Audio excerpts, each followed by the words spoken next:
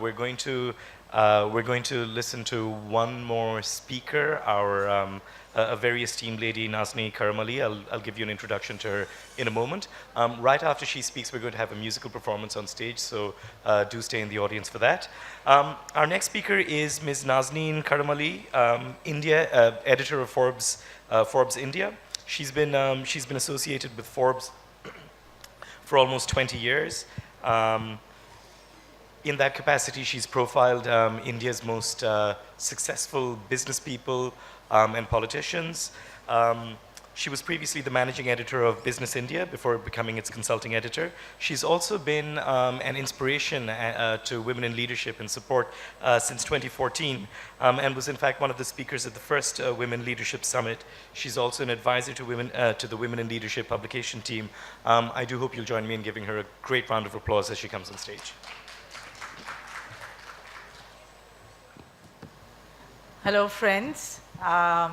I'm not going to get you out of your seats, so sit back and relax.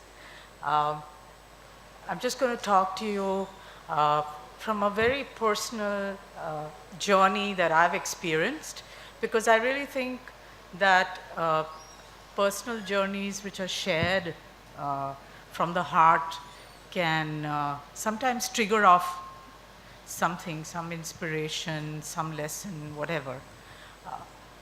Now, I'd really like to first of all thank Sharif and Prima for inviting me. As was mentioned just now, I was here in 2014, so I guess 4 years is a decent enough interval to invite me again. But when Sharif called me, I was actually supposed to be on a beach resort, because we just closed our billionaires list, and that's so tiring for me that I like to go and rest and relax. But when he called me, I said, forget it. The beach can wait, but sisterhood cannot. So, and I really feel, we are at this point in the journey towards gender parity. I think we've reached a critical point.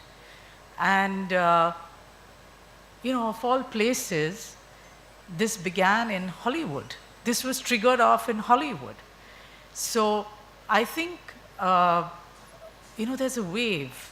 There's a wave that's right across the world, and we can see it, where women are just coming out. And I think this is a wave that all of us have to catch. And it's so strange, because if you look at politics, the mere hint of a sexual scandal could have destroyed a politician's career. But that moral compass was completely missing in other spheres. We all knew what was going on, whether it was Hollywood or Bollywood, or even in the corporate sector. I mean, all of us have stories to tell, whether it's things we've experienced in our families or we've experienced in our workplaces. We have endured all this. But now the time's up. We're not going to take that anymore. So I think,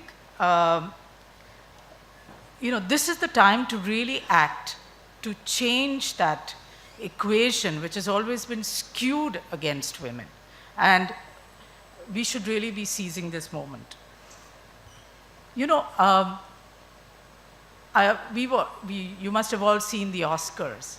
And what really struck me was right at the end, when Frances McDormand delivered her acceptance speech, and she said she'd like to leave behind 2 words. And those were 2 words that were not that well known. It's inclusion rider. And I think inclusion rider, by that she meant that A-list stars such as herself can ask for more diversity and inclusion in their contracts, in the casts and the crews of the movies they work in. But I think this inclusion rider is something that's going to spread in other sectors too. If you look at what's been happening in the corporate world, which is the world that I am most familiar with, and I've been in it for, tracking the corporate world for 37 years, then I would say that, we heard the ambassadors talking. In Europe, there's a lot being discussed about the 30% quota on boards. In India, we had a very poor representation of women on boards. And of course, in leadership positions, we saw a lot of women in the banking sector, for example, but on the boards, women were very poorly represented. So about 4 years ago, the government decided that this thing has to be corrected. So we actually passed a regulation making it compulsory for every company of a certain size to have a woman director. And guess what happened? So companies did tick that box. But what did they do? They put in their family members, right? I mean, the owner, the controlling shareholder puts in their family members, so it's all very convenient. But, quotas are always a hotly debated topic, but I say it doesn't matter. We've got to start somewhere. Now, what's happened since then, in the past 5 years, is that we had 5% of women on corporate boards in India. Now it's tripled. We have 15%, 14 to 15. So I think that's a decent rise. And once it kind of builds up momentum, I mean, critics always say, oh, this is just tokenism. You have one director on the board. How is that going to change? But I think if you start with tokenism, you can go on to the norm.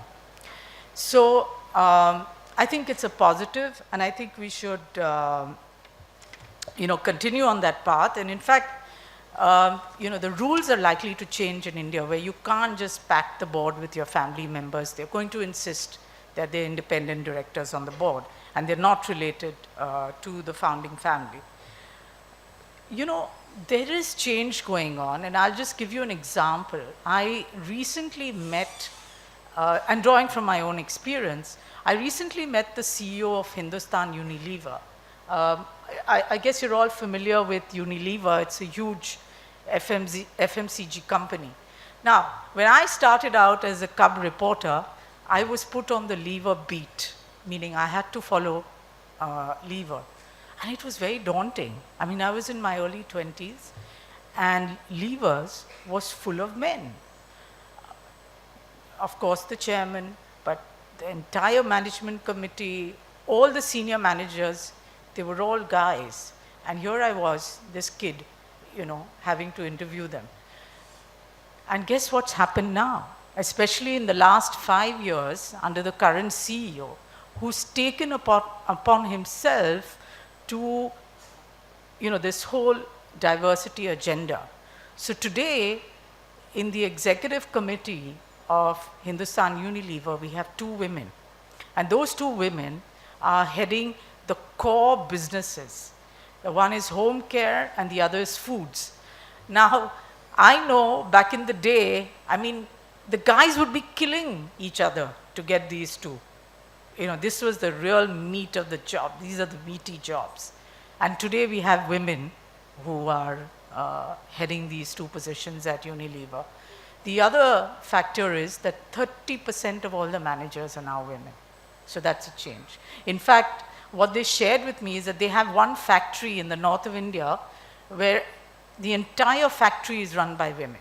So it's not just something that's happening at the top, because you can put in the top, but then what's happening below? I mean, you can't have just a token thing on the top. So it's changing right from the bottom. And what do you need? You need a leader who's committed to bringing this about. I mean, I was just reading the other day that in your country, in Bangladesh, women have already stormed into so many male bastions. And last night I ran into this lady, her name is Luna Shamsuddoha, who's been appointed chairman of the Janta Bank. So basically she's cleaning up the mess that the men have created, right? So, but at least I think it's important that a woman is running a state-owned bank, which has a lot of problems, and she's seen as a person who's going to sort it out. All this is good. Another good thing, we just released our billionaires list, and out of that, we have a total of 2,200 billionaires. out of that, we had a record number of women billionaires this year. We had 256. The 256 women, okay, a lot of them inherited, it's the lucky sperm club, but there were equally, there were a rising number of women who are self-made. They collectively are worth $1 trillion. Now, this is huge. So, in India, we have 119 billionaires. The ratio is much less. We only have 7 women, and only 2 are self-made. So, you can see that we are below the average in terms of inherited and self-made. But it's happening. The new woman in India who came on the list is 84 years old, and basically she started a company to make mattresses, and she's worth $1 billion just selling mattresses, called Sleepwell. So this is all good, but I recently learned a really shocking statistic that in the entire world, women have only 1% of the real estate assets. So if you take all the real estate assets in the world, we only own 1%. So if any of you own property, you belong to a really, really minute,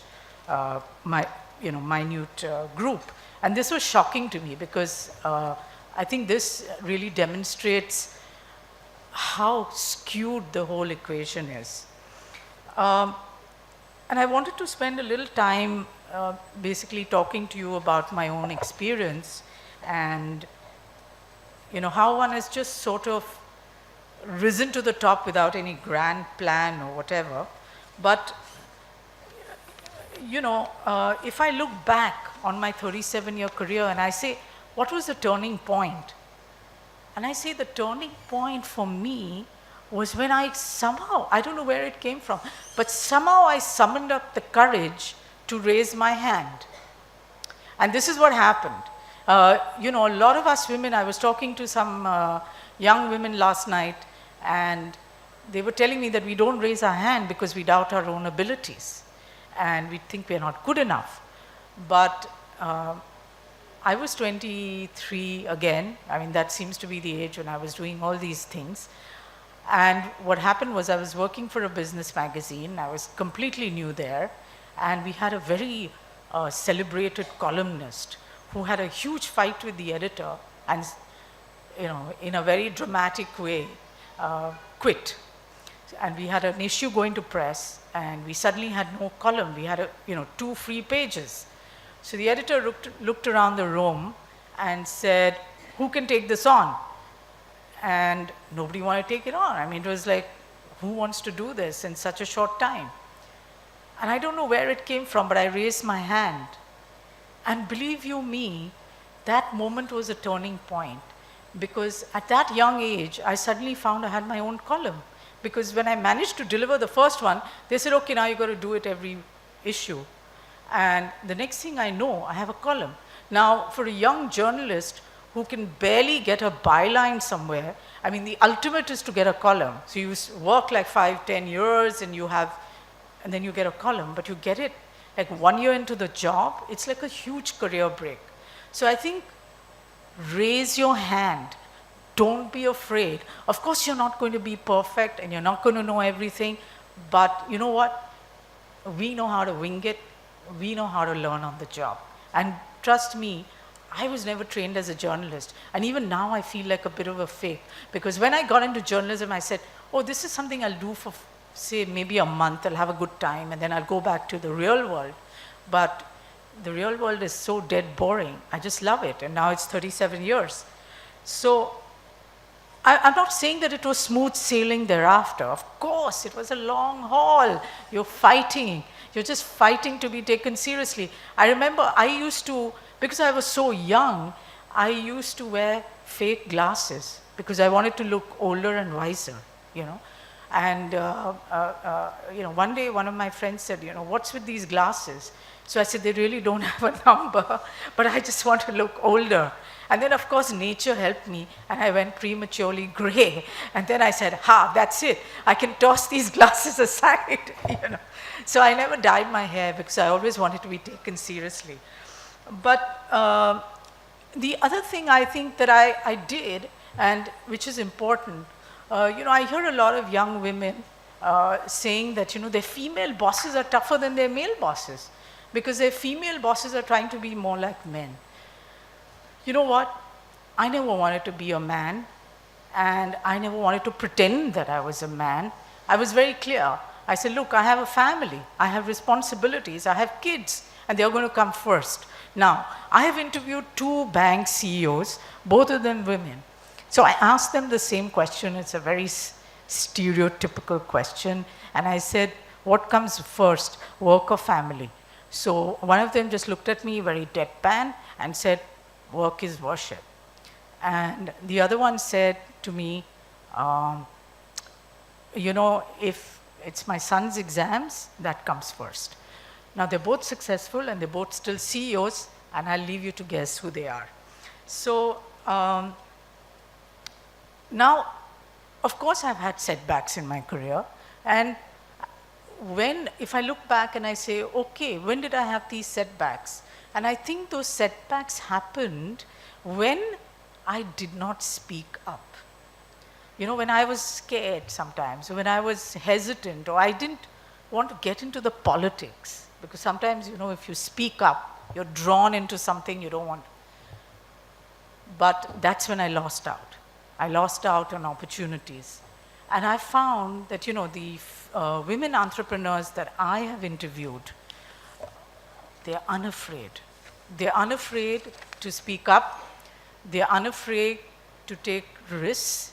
And they're unafraid to tell it like it is. We hesitate because, honestly, in my generation, I think we were the generation in transition. We were caught. I see, lots of young people here. You're in a new world. But, we had, at least I did, I had a double personality. At home, at work, I was in charge. I had to be in control. I had to give orders to everyone. I went home and I had to defer. I had to defer to my in-laws, and I had to be a different person. I couldn't be bossy, and I would have caused dissonance at home. And I think in this new world that, the young people with this new order that's coming about, you have an opportunity to just be one person. You don't need to have these sort of schizoid personalities that we had to, carry on in our lives. So we paid the dues, and in fact, I think we cleared the way. If I look at my daughter, she's completely unafraid. They're unafraid to leave their jobs, to try new things, to take career breaks, to go back to school. Things we never dreamt of. We went in a linear pattern, and I think that's changing. So here's what I'm thinking, that don't miss out on any opportunity that comes your way, because if you miss out, it's not going to come again. And don't be afraid, and raise your hand. And with that, I'm just going to end with a good luck and God bless. Thank you.